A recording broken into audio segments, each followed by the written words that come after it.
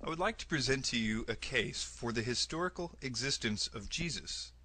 Lately, there have been many people who have been claiming that there is no evidence to verify his actual existence. It has become so widely claimed by recent speakers that most of us take for granted what we have been told, although it is rare to find anyone who has actually looked for themselves to verify this claim. First, you should know that this view is a new one. All throughout history, skeptics used to claim that Jesus didn't rise from the dead, or that his miracles were only parlor tricks, or that the disciples stole his body from the tomb, but they never claimed he didn't exist. Claiming that he never existed only became possible recently due to the long period of time that has passed since the first century. In the same way, right now it would be ludicrous to say that your great-grandfather never existed. But 1900 years later, it would be easy to convince someone of it. In actuality, there is much more evidence for Jesus' existence than there is for almost any important or famous person of that time. In this presentation, we will be using only non-biblical evidence. In other words, we won't be using the Bible to prove the Bible. We will also be stopping after every account to address the typical skeptical questions about each claim. I warn you though, if you watch this video you will no longer be able to believe that there is no evidence for the existence of Jesus, and you might even start to question the integrity of the research of those that have told you that there isn't. I will be quoting from a website called thedivineevidence.com, and I will link it in the description section of this video. Cornelius Tacitus lived from 55 to 120 AD. Tacitus was a 1st and 2nd century Roman historian who lived through the reigns of over half a dozen Roman emperors. Considered one of the greatest historians of Rome, Tacitus verifies the biblical account of Jesus' execution at the hands of Pontius Pilate, who governed Judea from 26 to 36 AD during the reign of Tiberius. Tacitus writes the following: Christus, the founder of the Christian name, was put to death by Pontius Pilate, procurator of Judea in the reign of Tiberius. But the pernicious superstition, repressed for a time, broke out again, not only through Judea, where the mischief originated, but through the city of Rome also. It would confirm the following: that Jesus did exist, that he was the founder of Christianity, that Jesus was put to death by Pilate, that Christianity originated in Judea with Jesus, and that Christianity later spread to Rome. Skeptic Interjection 1. Could Tacitus have taken his information from Christian sources? Answer: because of his position as a professional historian and not as a commentator, it is more likely that Tacitus referenced government records over Christian testimony. It is also possible Tacitus received some of his information from his friend and fellow secular historian Pliny the Younger. Yet, even if Tacitus referenced some of Pliny's sources, it would be out of his character to have done so without critical investigation. An example of Tacitus criticizing testimony given to him even from his dear friend Pliny is found here in Annals 55. Tacitus distinguishes between confirmed and hearsay accounts almost 70 times in his History. If he felt this account of Jesus was only rumor or folklore, he would have issued his usual disclaimer that this account was unverified, but he did not. Skeptic Interjection 2. Could this passage have been a Christian interpolation or forgery? Answer: judging by the critical undertones of this passage, it is highly unlikely. Tacitus refers to Christianity as a superstition and an insuppressible mischief. Furthermore, there is not a surviving copy of Tacitus's Annals that does not contain this passage.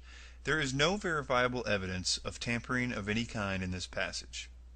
Skeptic Interjection 3. Why is this passage not quoted by the early church fathers? Answer: due to the condescending nature of Tacitus's testimony, early Christian authors most likely would not have quoted such a source, assuming Tacitus's writings were even available to them. However, our actual answer comes from the context of the passage itself. Nothing in Tacitus's statement mentions anything that was not already common knowledge among Christians. It simply provides evidence of Jesus' existence, which is a topic not debated at this point in history. Let's move on to Lucian of Samosata. Lucian was a 2nd century Greek satirist and rhetorician who scornfully describes his views of early Christianity. Though he ridicules the Christians and their Christ, his writings confirm Jesus was executed via crucifixion and that he was the founder of Christianity. He says, "The Christians, you know, worship a man to this day, the distinguished personage who introduced their novel rites and was crucified on that account.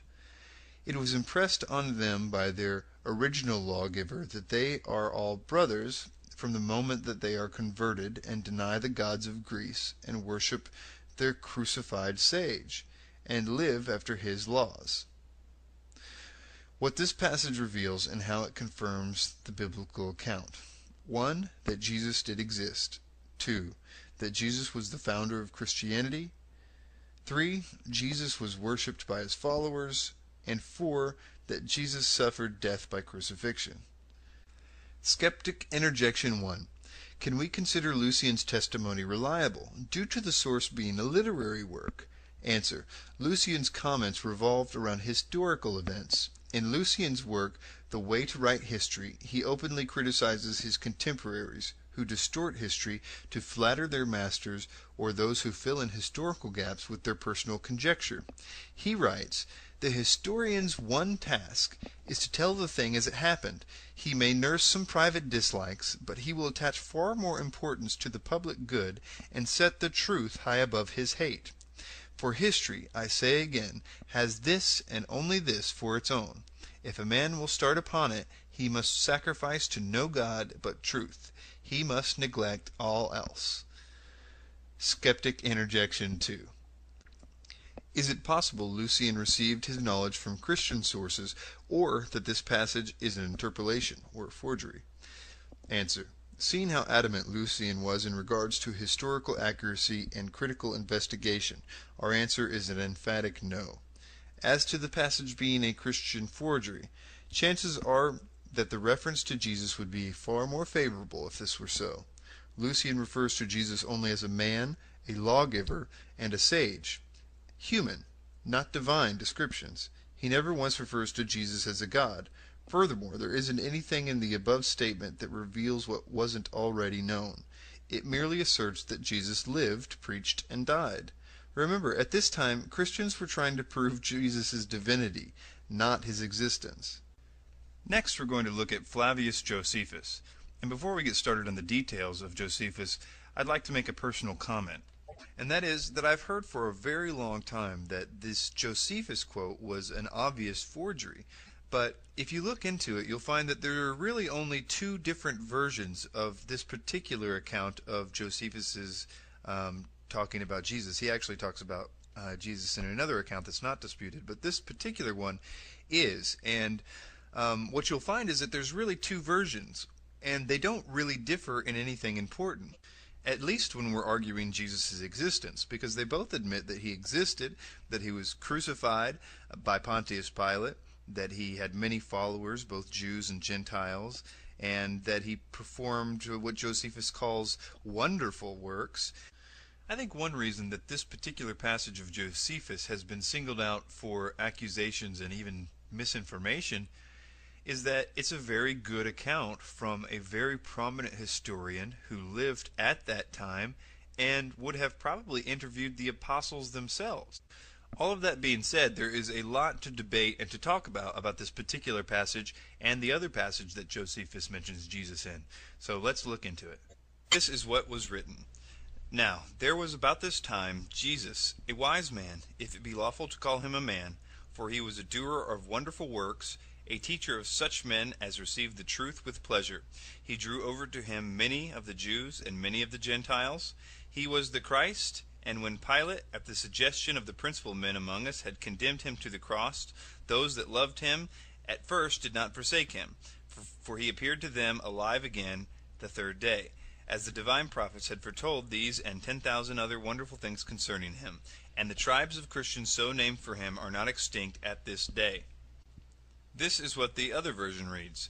Now, there was about this time Jesus, a wise man, for he was a doer of wonderful works, a teacher of such men as received the truth with pleasure.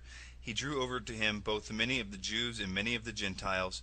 And when Pilate, at the suggestion of the principal men among us, had condemned him to the cross, those that loved him at first did not forsake him, and the tribes of Christians so named from him are not extinct to this day.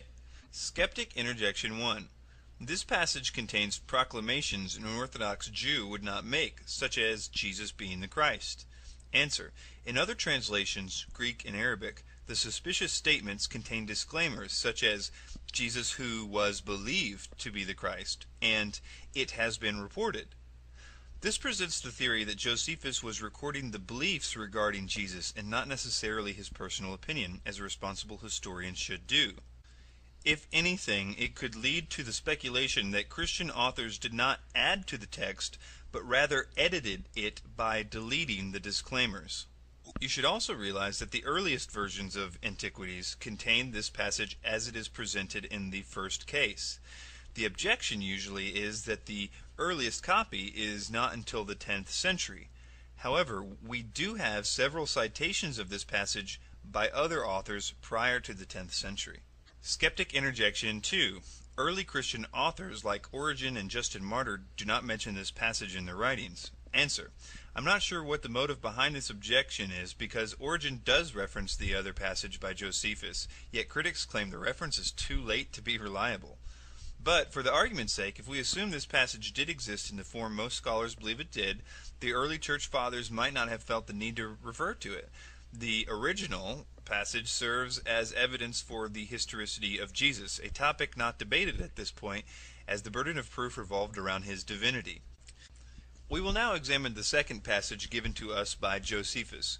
Fortunately, it is not surrounded in as much controversy.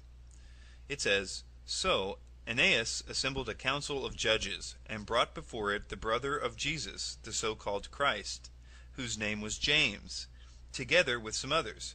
And having accused them as lawbreakers, he delivered them over to be stoned. Skeptic Interjection 1. Is it possible this passage was a forgery by early Christians? Answer. It must be noted that no copy of Antiquities has ever surfaced without the above text quoted as it is above. Critics are suspicious of the so-called Christ statement, yet this reference, rather than the Christ, shows Josephus was not condoning the belief but simply documenting it. Also, this passage concerns the actions of the priest Aeneas. Jesus and James were not even the primary focus of this verse. Lastly, this passage is cited in other early works which attest to its authenticity. Even if we dismiss the disputed works in Josephus's testimonium, we still see he testifies to a number of things in the above two passages. One, that Jesus lived in the first century. He performed miracles. Some believed Jesus to be the Christ. He was a teacher. He had many followers. He was tried by Pilate. He was crucified. He was the founder of Christianity. And James was the brother of Jesus. Next is Pliny the Younger. Pliny the Younger admits to torturing and executing Christians who refused to deny Christ. Those who denied the charges were spared and ordered to exalt the Roman gods and curse the name of Christ. Pliny addresses his concerns to Emperor Trajan that too many Christians were being killed for their refusal to deny their faith. He says, I asked them directly if they were Christians. Those who persisted, I ordered away. Those who denied that they were or ever had been Christians worshipped both your image and the image of the gods and cursed Christ. They used to gather on a stated day before the dawn and sing to Christ as if he were a god. All the more I believed it necessary to find out what was the truth from 2 servant maids, which were called deaconesses, by means of torture. Nothing more did I find than a disgusting fanatical superstition. Therefore I stopped the examination and hastened to consult you, on account of the number of people endangered, for many of all ages, all classes, and both sexes already are brought into danger. In Pliny's letter to Emperor Trajan. Though Pliny states some of the accused denied the charges, a recurring theme in the correspondences between Pliny and Trajan is the willingness of the true believer to die for Christ. This would hardly be reasonable if they knew he never existed. Skeptic Interjection 1. How does dying for one's belief verify the actual existence of Jesus? The sincerity of a belief does not necessarily make the belief true. How does this passage specifically confirm a historical Jesus and not just the existence of Christians in Rome? Answer. Pliny states Christians worshipped Christ as if he were a god.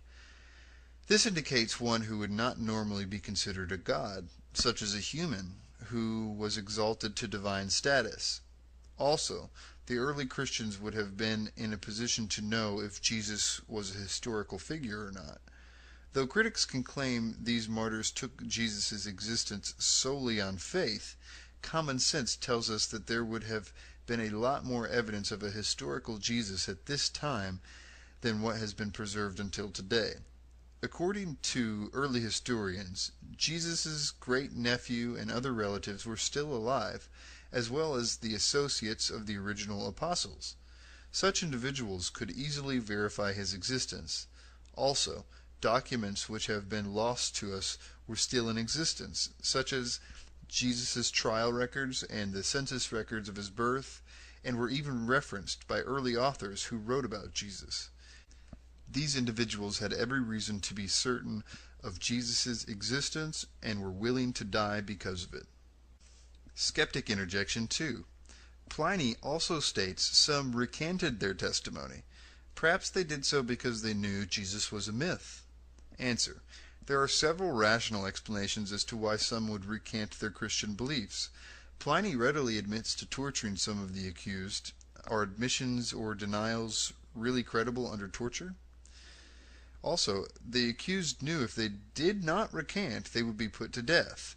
Fallible human rationalization, confess and go home, and work out the hard feelings with Jesus later, or suffer crucifixion. Also, some of the accused could have been lackadaisical Christians who half-heartedly accepted Christianity because of a spouse, parent, or friend, and would have had no problem reverting back to paganism upon facing persecution. There were half-hearted Christians 2,000 years ago, just like there are half-hearted Christians today.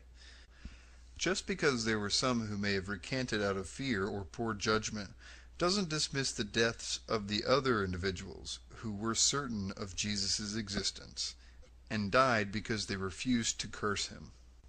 Next is Celsus. Celsus was a 2nd century Roman author and an avid opponent of Christianity. He went to great lengths to disprove the divinity of Jesus, yet never denied his actual existence. Unfortunately for Celsus, he sets himself up for criticism by mimicking the exact accusations brought against Jesus by the Pharisees, which had already been addressed and refuted in the New Testament. There are two very important facts regarding Celsus which make him one of the most important witnesses in this discussion. Though most secular passages are accused of being Christian interpolations, we can accept with certainty that this is not the case with Celsus. The sheer volume of his writings, specifically designed to discredit Christianity, coupled with the hostile accusations presented in his work, dismiss the chance immediately. Also, the idea of Celsus getting his information entirely from Christian sources, another recurring accusation against secular evidence, is wholly absurd. He is obviously aware of his opponent's belief, as anyone who is engaging in a debate should be. Celsus wrote his exposition in a form of dialogue between a, quote, Jewish critic and himself. This gives us cause to believe that he used non-Christian, probably Jewish, sources. On Jesus' miracles, he writes, Jesus, on account of his poverty, was hired out to go to Egypt. While there, he acquired certain magical powers. He returned home highly elated at possessing these powers, and on the strength of them gave himself out to be a god. It was by means of sorcery that he was able to accomplish the wonders which he performed. Let us believe that these cures, or the resurrection, or the feeding of a multitude with the few loaves, these are nothing more than the tricks of jugglers. It is by the names of certain demons and by the use of incantations that the Christians appear to be possessed of miraculous power. Not only does Celsus confirm Jesus' existence here, he also tries to debate the source of his miracles. Like the Pharisees of Jesus' day, Celsus tries to dismiss these miracles as both demonic possession and cheap parlor tricks.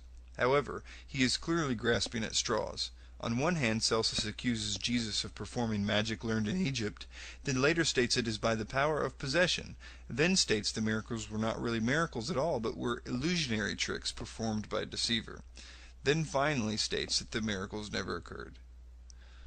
On the virgin birth, he writes, Jesus had come from a village in Judea, and was the son of a poor Jewess who gained her living by the work of her hands. His mother had turned out by her husband, who was a carpenter by trade, on being convicted of adultery with a Roman soldier named Penthria. Being thus driven away by her husband and wandering about in disgrace, she gave birth to Jesus, a bastard. Celsus acknowledges Jesus' birth and existence, but does not accept the concept of a virgin conception. He tries to dismiss Mary's premarital pregnancy as a result of an affair she had with a Roman soldier. Strangely enough, there is a very similar passage in the Jewish Talmud, which makes the same accusation. This gives us reason to believe that Celsus may have referenced Jewish sources for some of his arguments. On the crucifixion, Celsus writes, Jesus accordingly exhibited after his death only the appearance of wounds received on the cross, and was not in reality so wounded as he is described to have been. In this statement, Celsus confirms Jesus' death by crucifixion, although he claims the only wounds Jesus received were those inflicted by the crucifixion, thus denying any previous torture had taken place. But not even history offers Celsus the benefit of the doubt, as floggings were the standard form of torture given to victims prior to the crucifixion. Celsus contradicts himself yet again when he later states that Jesus was probably never even crucified, but instead had an impostor die in his place. Skeptic Interjection 1. Celsus also states, "It is clear to me that the writings of the Christians are a lie, and that your fables are not well enough constructed to conceal this monstrous fiction." So how do we know that Celsus is referring to a historical Jesus and not just debating a myth of Jesus? Answer. Evidence which shows Celsus to be refuting aspects of a historical Jesus is as follows. Number 1. Satisfied with his presentation of evidence, Celsus offers his conclusion that Jesus was only a man, not a myth or a god, as the apostles had claimed. That's pretty clear that he thought that he existed. Number 2, instead of denying the alleged events, Celsus offers alternative theories to the early Christian claims, like the virgin birth being a cover-up for an illegitimate pregnancy, and the miracles actually being the works of sorcery. If he was discussing a mythical character, he would not have needed to go to such lengths, but to merely have dismissed Jesus as a myth. After all, there is no easier way to discredit a religion than to assert its founder never existed. Of course, this is the argument Celsus never makes. Number 3. Celsus refers to his belief that the claims such as the virgin birth and the resurrection were embellishments created by Christians, not that Jesus himself was a myth. Celsus was debating the claims of Jesus' divinity, not his existence. Gaius Suetonius Tranquillus lived from 69 to 130 A.D. Suetonius was a prominent Roman historian who recorded the lives of Roman Caesars and historical events surrounding their reigns. He served as a court official under Hadrian and as an analyst for the imperial house. Suetonius records the expulsion of Christian Jews from Rome, mentioned in Acts 18 verse 2, and confirms the Christian faith being founded by Christ. He says, "As the Jews were making constant disturbances at the instigation of Christus, Claudius expelled them from Rome." Skeptic Interjection 1. Because Suetonius misspells Christus as Chrestus, is it possible that he was referring to someone else? Answer. Because Chrestus was an actual Greek name, critics speculate Suetonius may have been referring to a specific civil agitator. I would like to present a few arguments as to why I feel this is a reference to Jesus. In order to get as close to the author's intent as possible, This is the passage as it exists in the original Latin. Suetonius seems to imply the word Christus as a title, not as a reference to a particular rebel. Though I have seen critics cite the passage as a certain one Christus, we can see that this is incorrect by the lack of the original quodam in the original Latin. Suetonius uses the word instigation, not instigator. The Latin word referring to an instigator is impulsor, but the term referring to an instigation is impulsore. And this is the word Suetonius uses, thus affirming the belief that he is using the word Christus as a title and not as a name. It was common for both pagan and Christian authors to spell the name using either an E or an I, and we know that the Christian authors were obviously referring to Jesus when they spelled the name Christus. Tertullian criticizes pagan disdain or hate for Christianity and points out the fact that they can't even spell the name correctly. He implies the common misspelling of Christius by their use of the term Christians. He writes, "Most people so blindly knock their heads against the hatred of the Christian name, it is wrongly pronounced by you as Christians, for you do not even know accurately the name you hate. But the special ground of dislike to the sect is that it bears the name of its founder." Apology, chapter 3. Next is Thallus, unknown to 52 AD.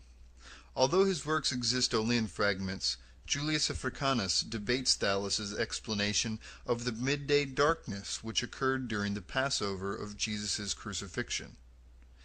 Thallus tries to dismiss the darkness as a natural occurrence, a solar eclipse. But Africanus argues, and any astronomer can confirm, a solar eclipse cannot physically occur during a full moon, due to the alignment of the planets. Phlegon of Tralles, a 2nd century secular historian, also mentions the darkness and tries to dismiss it as a solar eclipse. He also states the event occurred during the time of Tiberius Caesar. This is what was written: "On the whole world there pressed a most fearful darkness. The rocks were rent by an earthquake, and many places in Judea and the other districts were thrown down. The darkness Thallus, in the 3rd book of his history, calls, as appears to me without reason, an eclipse of the sun. For the Hebrews celebrate the Passover on the 14th day according to the moon, and the Passion of our Savior falls on the day before the Passover.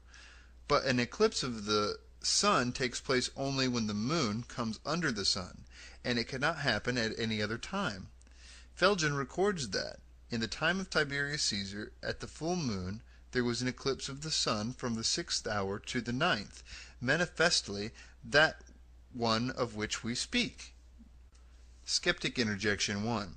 Why doesn't Pliny the Elder or Senencia mention this event in their writings? Answer. Pliny focused his writings on natural astronomical events that had physical scientific explanations. It is doubtful that he would have found it necessary to record an event of supernatural origin. I can also find no mention of him being in Judea at the time, so it is doubtful he would have mentioned it if he did not witness the events firsthand. Seneca focused his writings on dramas, dialogues, and tragedy, and like Pliny, it is doubtful he was in Judea during this event. Skeptic Interjection 2. Because Thallus' and Phlegon's work exist only in fragments, can their testimonies be considered reliable? Answer. This is something the reader will have to determine on their own. Africanus was an honest, qualified author who did not alter the quotes to serve his own purpose. This is very likely considering what we know about Africanus. Africanus's methods were highly respected by his peers, he was often quoted by other authors, he had even chastised his friend and fellow Christian Origen for citing information from a spurious, unreliable source. It also must be noted that Thallus never said this eclipse did not happen, but instead was trying to actually come up with a scientific explanation to the eclipse instead of assigning it to divine origins. Next is Mara bar Superior. Mara bar Superior of Syria penned this letter from prison to his son. What advantage did the Athenians gain from putting Socrates to death? Famine and plague came upon them as a judgment for their crime. What advantage did the men of Samos gain from burning Pythagoras? In a moment their land was covered with sand. What advantage did the Jews gain from executing their wise king? It was just after that that their kingdom was abolished. God justly avenged these 3 wise men. The Athenians died of hunger, the Samians were overwhelmed by the sea, the Jews, ruined and driven from their land, live in complete dispersion. But Socrates did not die for good. He lived on in the teachings of Plato. Pythagoras did not die for good. He lived on in the statue of Hera. Nor did the wise king die for good. He lived on in the teaching which he had given. Skeptic interjection 1. How do we know that this passage is in reference to Jesus? 1. He was Jewish. Jesus was a Galilean Jew. 2. He was executed. Jesus was crucified after the Jews appealed to Pilate to have him crucified. 3. After his death, Jerusalem and the temple were destroyed. This occurred in 70 A.D., after Jesus' death. 4. The Jews were dispersed after his death. The Jews abandoned Judea after the Roman attack of 70 A.D. He was a teacher. Jesus was a rabbi or teacher. He lived on after death, and the teachings, Jesus and his teachings founded the Christian faith. He was a wise king. Jesus was mocked by the Romans as the king of the Jews. The messianic prophecies fulfilled by Jesus referred to the coming Messiah as king. Christians believed that Jesus was their spiritual king. Jesus was born of the royal line of King David. And, of course, he was Jewish. Now, moving on to the Babylonian Talmud. The Babylonian Talmud is an ancient record of Jewish history, laws, and rabbinic teachings compiled throughout the century. Though it does not accept the divinity of Jesus, it confirms the belief that he was hanged, an idiom for crucifixion, on the eve of the Passover. It says, on the eve of the Passover, Yeshu, some texts say Yeshu the Nazarene, was hanged, which means crucified, 40 days before the execution. A herald went forth and cried, he is going forth to be stoned, because he has practiced sorcery and enticed Israel to apostasy. Anyone who can say anything in his favor, let him come forward and plead on his behalf. But since nothing was brought forward in his favor, he was hanged on the eve of Passover. Skeptic interjection 1. How can we know that the Talmud is documenting Jesus' existence and not only stating the rumor surrounding a myth? Answer. In the above excerpt, the Talmud mentions Jesus' ability to perform miracles, but tries to dismiss it as sorcery. If the writers were simply refuting myth, they would most likely have dismissed the tale as a rumor, not assign alternate theories to defend their position. Skeptic interjection 2. How can we know that this passage is a reference to Jesus and not another individual with the name Yeshu? Answer. Though it is possible this passage could refer to another individual, we know Jesus was killed during the Passover. We know he was crucified, a Jewish idiom for hanged. We know he was accused of practicing sorcery by the Pharisees for his miracles. And he was ultimately arrested for the sin of blasphemy, enticing Israel to apostasy. Furthermore, there are other translations which read Yeshu the Nazarene, which give us even more reason to believe that this passage pertains to Jesus. There are many more accounts that refer to Jesus and his existence from the 1st and 2nd century.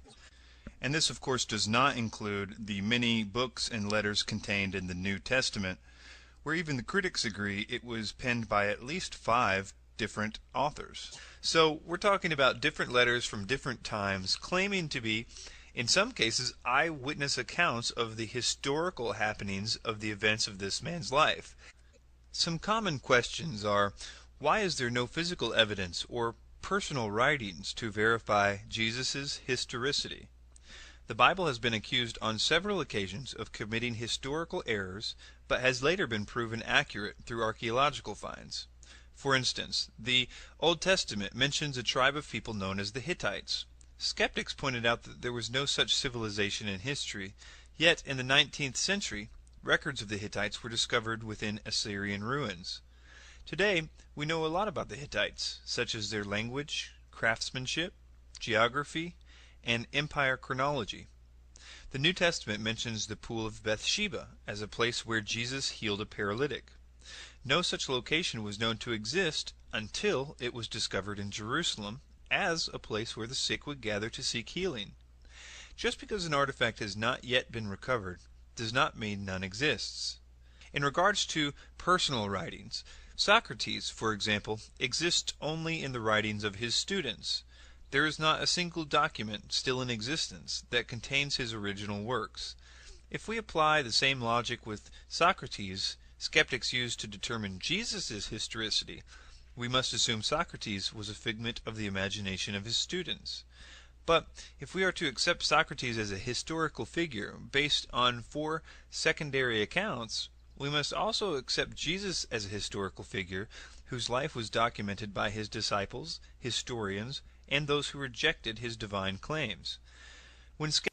In conclusion, a lot of evidence has been presented during this discussion to confirm Jesus Christ as a historical figure. We have viewed accounts taken from numerous authors of different theological backgrounds, and we have answered some common skeptic questions concerning Jesus' historicity. I purposely avoided using biblical evidence to support the existence of Jesus because that would be using the Bible to prove the Bible. Instead, we focused this study on extra-biblical sources.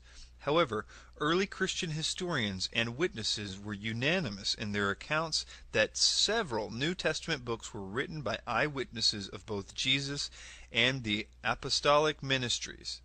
If these authors were indeed eyewitnesses, we can believe that they also provide evidence to the historicity of Jesus. Some readers may be satisfied with such evidence, some may not. Whatever the case, I encourage you to examine all the facts for yourself before reaching your conclusion. Thank you.